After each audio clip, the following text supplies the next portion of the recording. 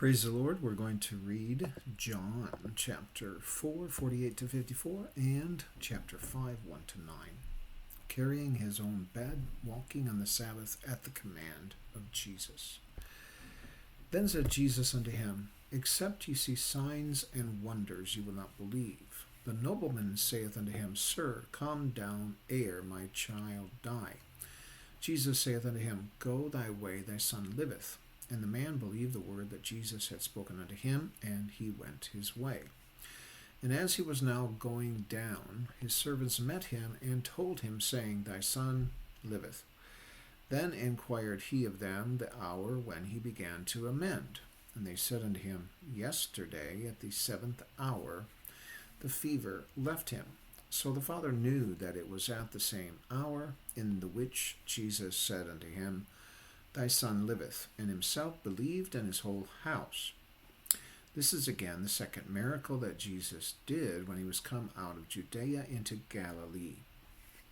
After this there was a feast of the Jews, and Jesus went up to Jerusalem. Now there is at Jerusalem by the sheep market a pool, which is called in the Hebrew tongue Bethesda, having 5 porches. In these lay a great multitude of impotent folk, of blind, halt, withered, waiting for the moving of the water. For an angel went down at a certain season into the pool, and troubled the water.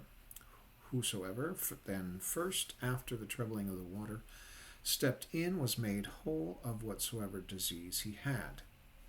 And a certain man was there, which had an infirmity 38 years. When Jesus saw him lie, and knew that he had been now a long time in that case, he saith unto him, Wilt thou be made whole? The impotent man answered him, Sir, I have no man when the water is troubled to put me into the pool. But while I am coming, another steppeth down before me. Jesus saith unto him, Rise, take up thy bed, and walk. And immediately the man was made whole, and took up his bed, and walked. And on the Sabbath, same day was the Sabbath. Again, reading verse number 48, it says, Then said Jesus unto him, Except ye see signs and wonders, ye will not believe. Jesus was stating that they wished to see signs and wonders, and if not, they would not believe. It was like that they were not convinced unless they were to see them. However, in one way, one can also say that those who believe without seeing any signs or wonders are the ones who, with signs and wonders, will believe either way. That is, when one just hears it and does not believe it, it seems to be that even if they were to see the signs and wonders, they would still not believe. In other words, no matter what kind of signs and wonders, miracles, or anything else, when they have just not believed, they will continue not to believe because they are stubborn and refused to do so.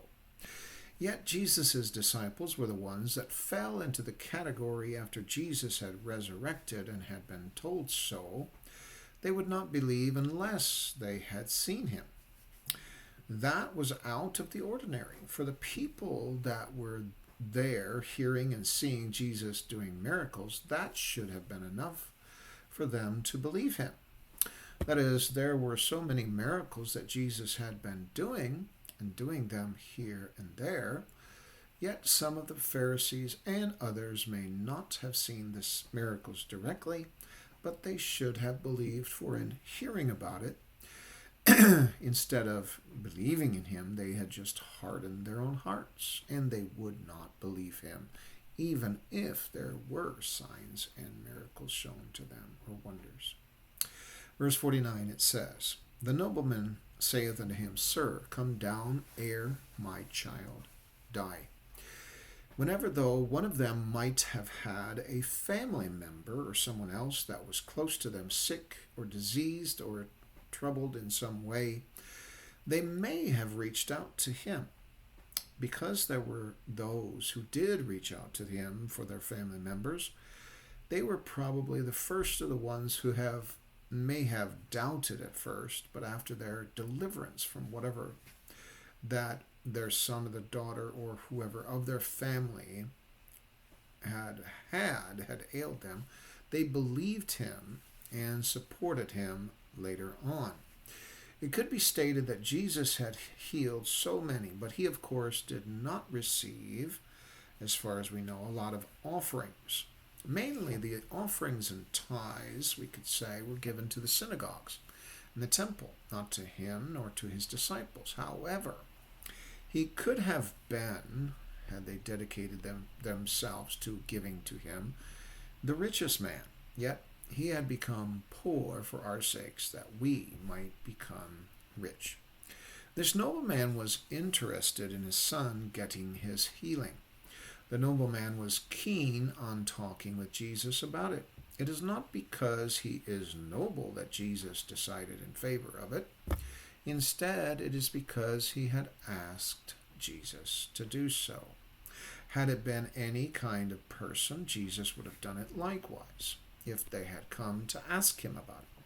That is really all that it takes, a person to come to ask Jesus, and he will do it.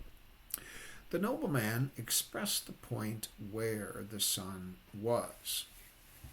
He was at the point of death, and we would later learn that it was due to a fever. He wanted Jesus to intervene so that his son would not die. Well, Jesus himself said that he was the life. Therefore, when he comes, or when he does say the word, he would have life. For sons were really those who the parents wanted to live and keep on the family name, but even daughters were important. This nobleman was doing the right thing for coming to Jesus, for he is the one who cared actually more than anyone else. There is no one in the world who cares like Jesus does. Jesus cares really for humanity, and probably knew that the nobleman would come to find him too. It is the step in the right direction to go to Jesus. But if the people knew that going to Jesus actually meant that he was there for salvation, then they would have been even much more keen on seeking him for that purpose. However, during that time, they knew not that he would be the one they needed for salvation of their own souls. Verse 50 says, Jesus saith unto him, Go thy way, thy son liveth. And the man believed the word that Jesus had spoken unto him, and he went his way. Jesus did not even have to go with the nobleman for his son to receive his healing. Jesus chose it that way, though, that the son would receive his healing without Jesus even having to be there with him and to go into his house. Jesus had said, Go thy way, thy son liveth. With those words, the son of the nobleman was healed. The nobleman, it states, believed the word that Jesus had spoken to him, going his way and wishing to see the change that Jesus had said would be in the boy. No doubt he was in expectation of a change in the boy. Verse 51 says, And as he was now going down, his servants met him and told him, saying, Thy son liveth. Now the question is, when his servants met him, were they on their way to find him, or was it just that his servants were out near his coming in before he had met the boy? Just as Jesus had said, his son lived. That meant that the boy had received his healing and was no longer going to die of the problem that ailed him. The nobleman's own servants were interested in providing to him the news that his son was healed. They had given him the news, and even though he believed it previously, he was also probably overjoyed to hear the news anyway, even though he had believed it previously. Verse 52 says, Then inquired he of them the hour when he began to amend. And they said unto him, Yesterday at the 7th hour the fever left him. Here, the probab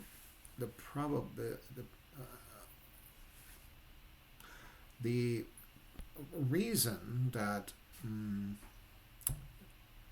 the son was sick is explained.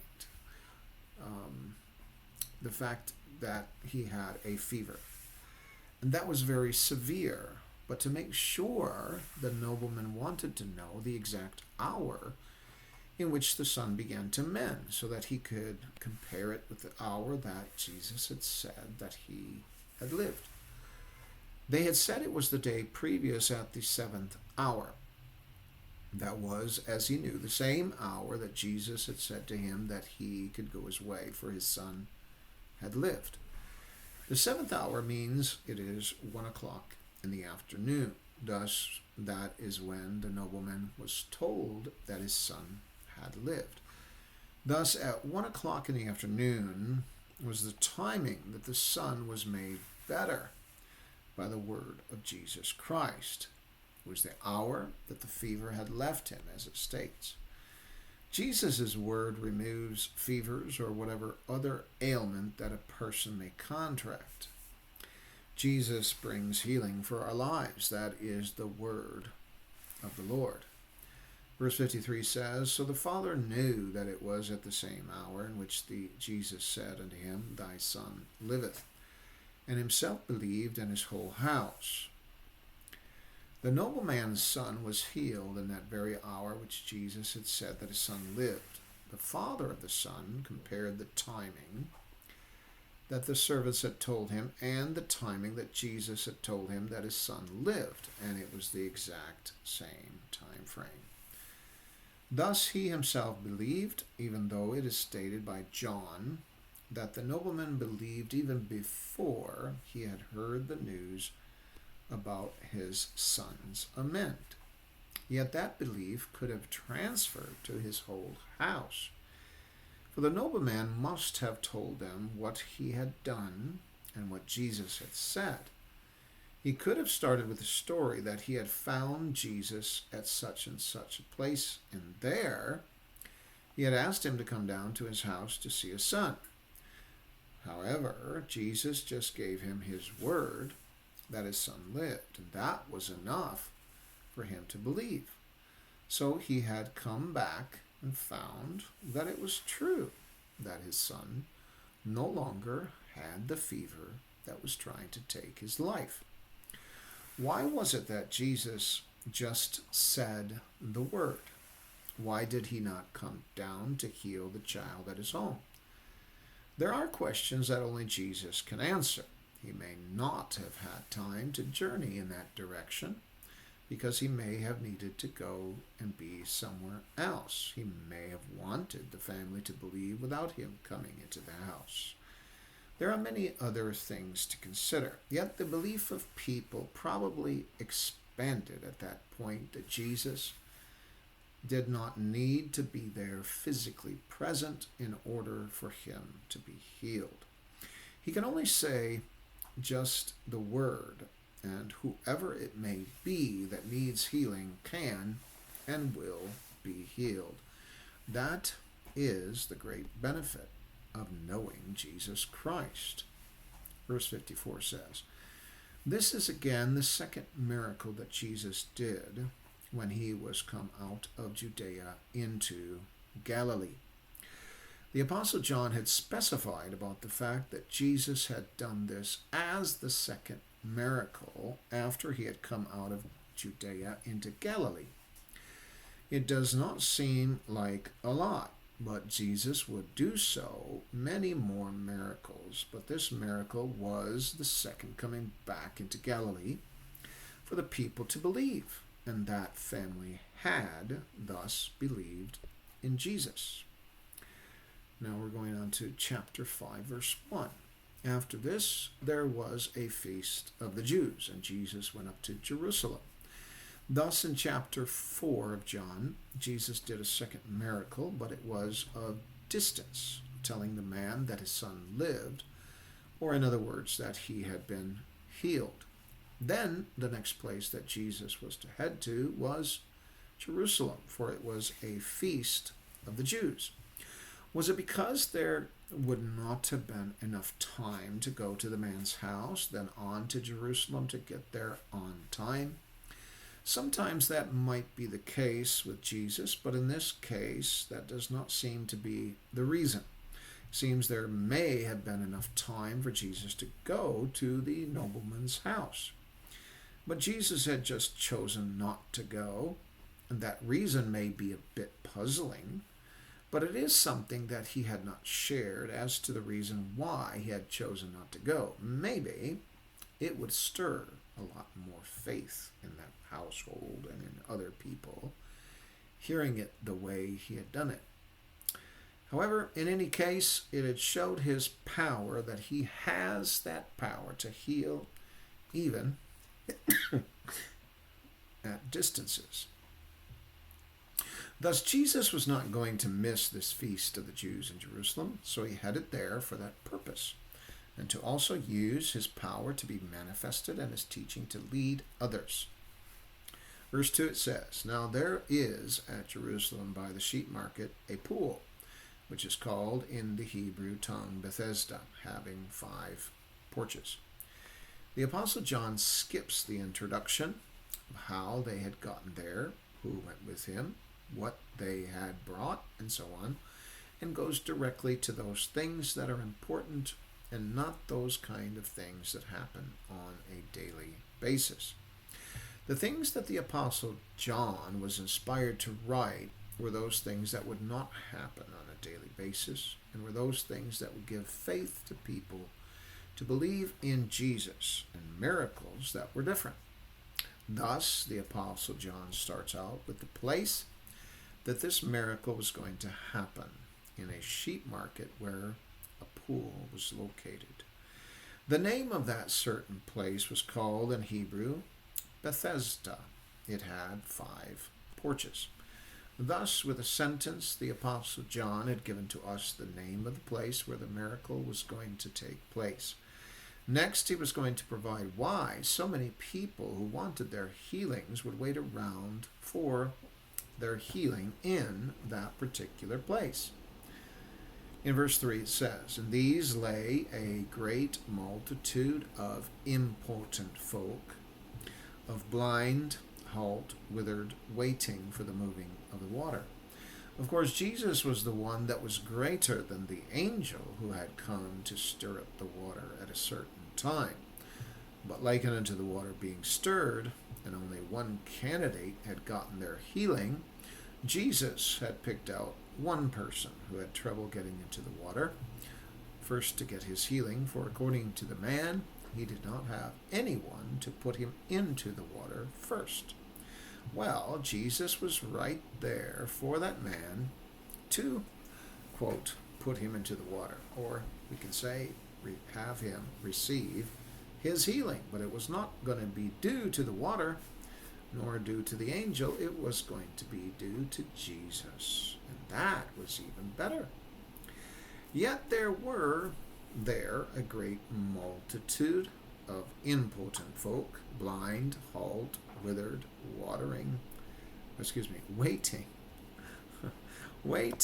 for that particular moment. One does also wonder why Jesus did not heal all of them that were there, but he had only chosen to go to one particular individual and had picked him out. Was it as a sign to the rest that the healing was actually coming from Jesus and not by the water or the angel? Or was it that people should no longer come back to that location, for the stirring of the water would cease from that point on? Because possibly the stirring of the water would not happen any longer. But where one should turn to should be to Jesus. Or was it that Jesus would later heal those who needed their healings later on there in that place and not at the present? Or was it that Jesus looked at the hearts and wanted to heal only that one person at that particular time? So there are many questions about this. With Jesus' healing power, why doesn't he go through all of that place and heal everybody? Maybe because he would have gotten so much fame and And of course, that wouldn't have been his will for him as a man to get fame. He wanted God to get the glory, of course. And through his name, he would get the glory later on. Verse 4 it says, "For an angel went down at a certain season into the pool and troubled the water. Whosoever then first, after the troubling of the water, stepped in was made whole of whatsoever disease he had." Here is why so many people who were diseased had come to that water. Somehow they had known that when the water gets stirred, then the first person in would get their healing. Thus they were waiting, and one wonders if it had happened just during the feast season. The Bible states who had stirred the water. The Apostle John had said that it was an angel that had done so. The people that were there had probably not known that it was an angel of God that had done so. Yet getting into the water where there was the healing power was the goal of all of those that had stayed there. So the one thing that the Apostle John had mentioned was it was an angel doing that. Verse 5 says, "And a certain man was there which had an infirmity 38 years." The Apostle John goes directly to mention a particular man. Of course, he had an infirmity for a period of 38 years, such a long period of time. That was the man that Jesus was going directly to for the person's healing. Verse 6 it says, "When Jesus saw him lie, and knew that he had been now a long time in that case, he saith unto him, Wilt thou be made whole?" Thus Jesus had seen him there, lying there by the pool, but Jesus had also known something about the man's case. And that was that the man had been like that for so long, 38 years. Thus Jesus had come to him for the purpose of healing him. Thus he questioned him, "Wilt thou be made whole?" That is likened unto a question that, considering the circumstances, if he gets into the water first when it is stirred, will he be made whole? For that reason, the man begins telling Jesus about his problem that he has in getting into the water first. Verse 7 says, "The impotent man answered him, Sir, I have no man when the water is troubled to put me into the pool. But while I am coming, another steppeth down before me." Another person is ready because he is not so impotent like me, and I can't get into the water first. Since he was such an impotent man, it seems that he needed someone else's help to get him into the water. Maybe Jesus had already known that, but that was not really what Jesus was asking him. Though the man knew not Jesus and had not known that he was the Messiah, nor had he known about the power of Jesus to heal others, or whosoever will that would come to him. Therefore, the important man tells him that he had no one else to help him into the water. That's his quote-unquote complaint, we can say, when it was troubled, to get into it first and get his healing. However, Jesus was there to help him get into the water more in a figurative way, into the power of the Spirit, that spiritual power working to heal him just at the command of Jesus. And that really was the only thing that that person needed. He didn't need the physical moving of the water anymore. He just needed Jesus. Verse 8 says, "Jesus saith unto him, Rise, take up thy bed, and walk." With that command, that was what he needed to hear. The command of Jesus was for him to rise and take up his bed and walk. The man did not question Jesus about the fact that it was the Sabbath day. He understood reality and the fact that it was about his condition of getting his healing that was necessary, not because of the fact that it was Sabbath. Instead, he just obeyed, and when he did, he was made whole. meaning that he had received his healing.